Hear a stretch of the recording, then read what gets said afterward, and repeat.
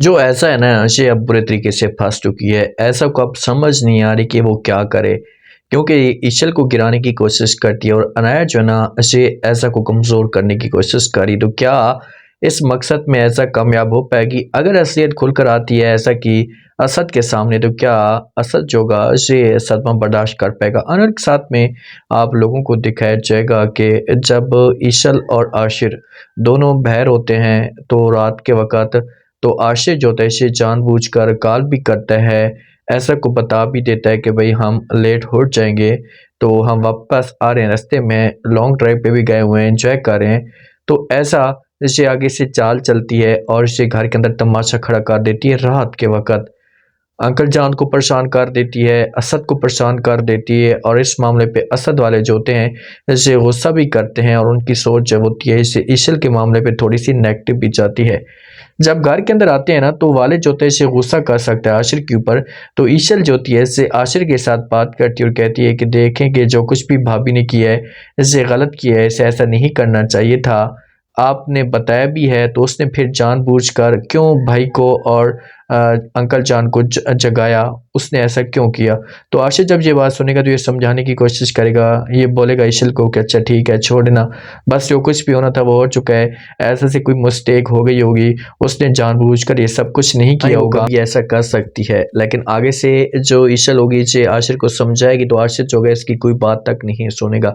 अनाया की वजह से वालिद जो होता है ये गुस्से में होता है और ये साफ अल्फाज में इनकार कर देता है अपनी बेगम को कहता है कि अनाया मेरे लिए मर चुकी है और उसे मना कर दें, उसे बोल दें कि वो इस घर के अंदर ना आए। तो इसी वजह से जब इसे बात करता है तो अनाया की माँ आती आकर बात करती है और कहती है कि आप बच्चों की तरह क्यों जिद करना शुरू कर देते हैं, जो कुछ भी होना था वो हो चुका है, मैं मानती हूँ कि ये सब कुछ गलत हुआ है, ऐसा नहीं होना चाहिए था, लेकिन आप प्लीज़ उसे माफ़ कर दें। दिल के साथ इनकार कर देगा। जहाँ पर वालिद बोलेगा कि नहीं, मैं उसकी शक्ल भी देखना चाहता हूँ और तुम कहते हो कि मैं उसे माफ़ कर दूँ, मैं कैसे उसे माफ़ कर दूँ?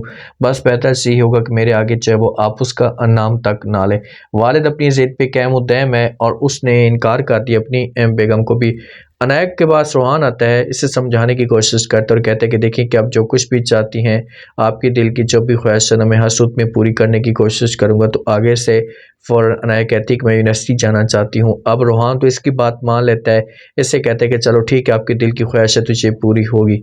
तो अब इनकी बात पक्की हो जाती है। जब खाने की टेबल पे नाश्ता वगैरह कर रहे होते हैं सुबह, तो रोहान जो होते हैं ये बात भी करते हैं, ऐसे अपने पापा को कहते हैं कि पापा अनाया यूनिवर्सिटी जाना चाहती है और मेरी तरफ से इसे इजाज़त है, मैं चाहता हूँ कि ये जाए वहाँ पर कुछ वक्त गुजारे, तो अभी इसके पास टाइम है।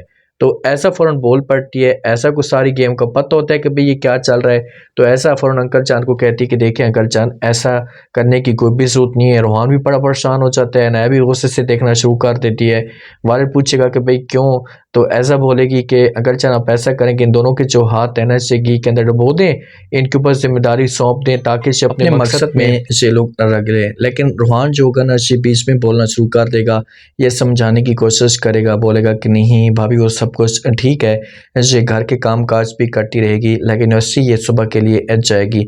अब ये तैयारियां करना शुरू कर देती है, हाथों के ऊपर मेहंदियाँ शहंदियाँ भी लगाती है और आकर दिखाती भी है अपनी बहन को। तो बहन गुस्से से आग बगोला उठ जाती है क्योंकि बहन को आगे सब कुछ नज़र आ रहा होता है कि ये मेरे लिए कितनी बड़ी परेशानियां खड़ी कर सकती है। हाँ, ईशल थोड़ी बहुत खुश होती है। ईशल तो इजाज़त देने के लिए तैयार है कि आपका जो भी दिल करता है आप करें, हमें किसी किस्म का कोई इतराज़ नहीं। लेकिन मेहंदी के मामले पे थोड़ी सी हैरान होती है कि भाई अनाया को मेहंदी पसंद नहीं है तो अचानक से इसने सब कुछ लगाना क्यों शुरू कर दिया है। जो ऐसा होती है इससे अनाया के पास आती भी है रूम के अंदर, इसे समझाती है और कहती है कि आखिरकार तुम्हें मसला क्या है, तुम क्या चाहती हो, क्यों मैं नफ़रतों को तुम बढ़ाना चाहती हो, मुझे कमज़ोर करना चाहती हो। तो अनाया जो होती है इसे ऐसा को कहती है कि देखिए आप ही, इस घर के अंदर आपके अलावा बाकी सारे के सारे अच्छे हैं, मुखलिस हैं, इनके दिल में कुछ भी ऐसा नहीं है, लेकिन एक आप हैं कि आप जो वो एक मुनाफ़क़त रखनी है अपने दिल में। अगर आप ये चाहती हैं कि आप इस घर के अंदर रहें और आपकी थोड़ी बहुत एक वैल्यू बनकर रहे तो आपको ये मुनाफ़क़त जो वो छोड़नी होगी, वरना आपके लिए मसला खड़ा हो सकता है। तो ये अपनी माँ के साथ बात करती है ऐसा। माँ जब इसकी ये बातें सुनती है, पहले तो ईशल जो होती है इसे किचन के अंदर जाती है क्योंकि इसके ऊपर ज़िम्मेदारी से आ जाती है कि इसे जो रोटी वगैरह या खाना शाना बनाएगी। तो ईशल कहती है कि भाभी ये सब कुछ मुझे आता ही नहीं है। तो ऐसा कहती है कि क्यों, आपको इस बात का पता नहीं है, आपकी फैमिली ने आपको ये नहीं बताया था कि भाई जो ससुराल में जाकर सब कुछ करना पड़ता है तो घर से सीख कर ही जाएं। तो ईशल होगी हैरान और ऐसा के पास अब आएगा चांस और इस तरीके से इसे थोड़ी बहुत जो वो तंग करने की कोशिश करेगी। माँ जो होती है इसे रोना धोना शुरू कर देती है। इसे ऐसा के साथ ऐसा को कहती है, जब कॉल करती है इसे कहती है कि भाई मुझे जो वो इस लड़की ने नाक के चने चबा कर रखे हुए हैं। आगे से ऐसा कहती है कि वो सब कुछ ठीक है, आपको वहाँ पर इसने नाक के चने चबा कर रखे हुए हैं और यहाँ पर इसने मुझे जलील करके रखा हुआ है। समझ तक नहीं आती कि मैं आखिरकार करूँ तो करूँ क्या। अब ऐसा के लिए मुश्किलात खड़ी होने वाली हैं और एक वक्त ऐसा आएगा कि असद के सामने सब कुछ खुल कर भी आ जाएगा।